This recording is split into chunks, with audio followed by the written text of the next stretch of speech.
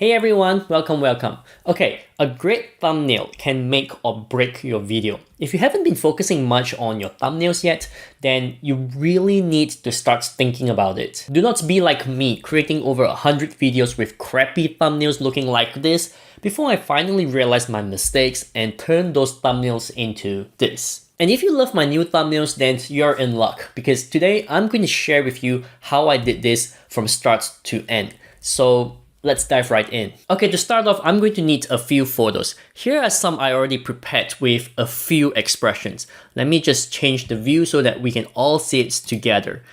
All right, so I've got a couple of faces with some silly expressions. And I'm going to find one that I really like, one that I feel is going to suit the topic of my video. Let's see which one is good. I like this one. I think I'm going to go with this one. Now, I don't really have a great background at home because I don't have a dedicated studio for YouTube, and every corner of my home is usually a mess. It's a mess right now, you just can't see it. So I tend to not use the background I have at home, which means I have to crop myself out from the photo. And the easiest and quickest way for me to do this is using Canva. Okay, here's my Canva. Do keep in mind that this is the Canva Pro version. I paid a yearly subscription for it because I do find it really useful and I use it pretty much for every thumbnail I create. And also, there's one feature that I needed that I feel is worth paying for. So let's go ahead and upload my picture. I'll just drag this and drop it into Canva.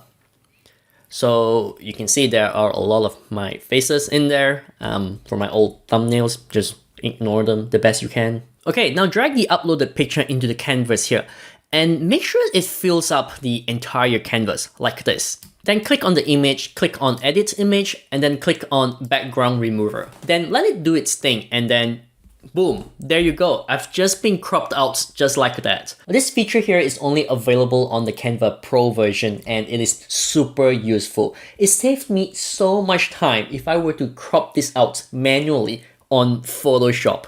Moreover, this is crazy accurate as well. So go ahead and download the image. Make sure to select the file type and set it to PNG.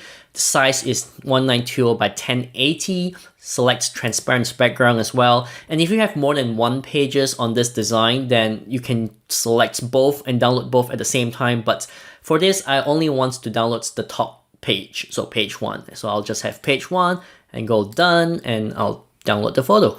Okay, so the next bit here requires Photoshop. Again, I have a paid subscription for it because I use it fairly often and I think it is worth paying for. But if you have your own image editing software like DaVinci Resolve, or whatever software you're using, then you can continue using it. Because all you need to learn here is the concept. So I'm going to show you how I do it in Photoshop. The concept remains the same, but the editing methods will be different depending on what software you use. Alright, this is my Photoshop. I usually start with a 1920 by 1080 canvas, which is the perfect size for the thumbnails. First, drag the cropped image you created in Canva and drop it onto the canvas. It will fall in nicely because the ratios are the same. Then I'll play a little with the background by adding gradient. So select the background layer and select your gradient tool. Edit the gradient by clicking here, then select the gradient of your choice. I believe these preset gradients are only available in the latest Photoshop version. So if you're not seeing this, then you're going to need to update your Photoshop.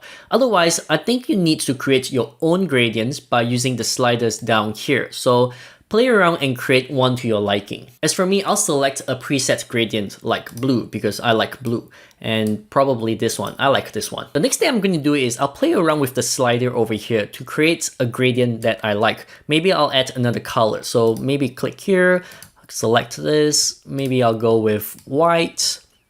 And yeah, I like this one. I'll go with this one. Now hit OK, select your gradient tool if it's not selected yet, and just click and drag around your background to create that beautiful looking gradient. There are lots of gradient effects you can create, and some of the options are right up here, where you can just select some of them and have a play around with them to create the look and feel you like for your thumbnail. Here, I'll just show you a few of it. Alright, so the first one I'm going to select is the radial gradient, and you can see it looks different, right? Like it's centered around me, like I'm glowing. Or maybe you want to play around with the angle gradient, which I don't really use much because as you can see, it looks like a flag. Or maybe you want to try the diamond gradient. So the diamond gradient looks a little bit like the radial gradient, except it comes in the shape of a diamond and it makes me look like $1,000,000. So have a play around and see what you can come up with that you're happy with. I tend to just play around like this, just drag here and there and see what looks nice. Alright, so this looks okay, this looks good. I'll just stick with this one. Alright, so now your thumbnail is looking pretty good already thanks to a simple gradient change. The next thing I would do is to add some text on my thumbnail. So let's go ahead and add them in. So I'll go ahead and select text and I'll probably type it right over here. And I'll type, "Welcome to my channel." Now the text itself is pretty ugly, so we need to make it pop. And to do that, we'll add some strokes and glows onto the text. So what you want to do is head to the text layer, right click on it and select blending options. First, select stroke and just play around with the size. You can see how with stroke, you can make the text really stand out and make it really easy to read. So I'm just playing around with this. I'll probably go with this one. It looks okay. The other option I would select is the outer glow. So click on outer glow and I'll play around with the opacity. So if you hit up really high opacity, you can see it's really striking and I don't really like it when it's that striking. So I'll just reduce that to a little bit, maybe around here. It looks good. There are also several other options here, so give it a try and see what you can come up with. Come up with something that you're happy with. You don't necessarily need to just follow exactly what I say, but I'm happy with this, so I'll just go ahead and stick to this. Now this is looking pretty good, but we can definitely do better by maybe adding some icons. What I'm thinking of here is to add a YouTube logo because anyone who sees this thumbnail will instantly know that this video is related to a YouTube channel in some way. Again, Canva comes in really handy here because they have lots of icons to choose from. Some are free and some requires the pro version. So let me bring up Canva and I'll show you how I get my icons. Okay, so here I'll click on elements and I'll just search for YouTube. And now, as you can see, there are tons of elements I can choose, lots of choices, but I think I'm just going to go with a really simple one, like this one over here, which is free. Now drag the elements onto our canvas and then I'll resize it to make sure that it fits the canvas like this. Perfect, and I'll make it center, perfect, and then hit the download button, make sure it's set to PNG. And the size, I'll usually go for the max for this one, select transparent background as well, and hit download. Okay, back to Photoshop. I'll just drag and drop my YouTube icon onto here, and then I'll resize it to something that I love, maybe something like this. This is too big. Resize it a little bit more, maybe turn it around a little. This looks okay. This looks pretty good. I'll just go with this. So now if I want to add more icons to my thumbnail, all I need to do is just head back to Canva and search for it. So you can see how useful Canva really is to me. Now this is looking nice, but there's something I don't really like, and that is the background. Having just colors makes it a little bland.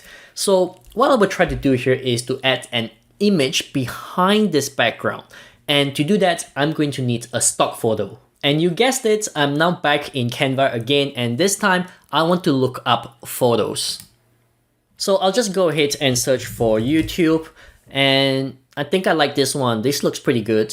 I'll drag it onto the canvas here. Again, I'll just click download, select PNG, select the size. This time is 1920 by 1080 because that's the size of our thumbnail. Select transparent background and download.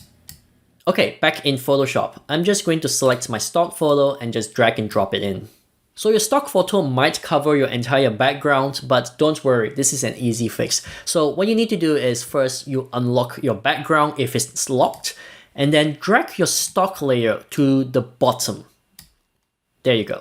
Alright, we are almost there. Now the blue background layer completely covers my stock photo, which is not what I want. So now select the blue layer and play around with the opacity. Now it's set to 100% opacity, but if you drop it down, you'll start to see the stock photo behind it. So play around with this and see what opacity fits nicely for your thumbnail. I tend to go about 80 to 90%, that's the way I like it, but you can do whatever suits you. And we're done. This is how I complete my YouTube thumbnails these days. You can then export this as a PNG file or a JPEG and then upload it to use as your YouTube thumbnail and hopefully get a high CTR. As you can see, I use Canva a lot to find my icons, to find my stock photos, and its background remover feature is just super useful. If I were to crop my photo myself manually on Photoshop, it's going to take me ages and I will never ever want to do it again. If you enjoyed this video and you would like to try out Canva yourself, I have left a link down in the description below. But do keep in mind it is an affiliate link,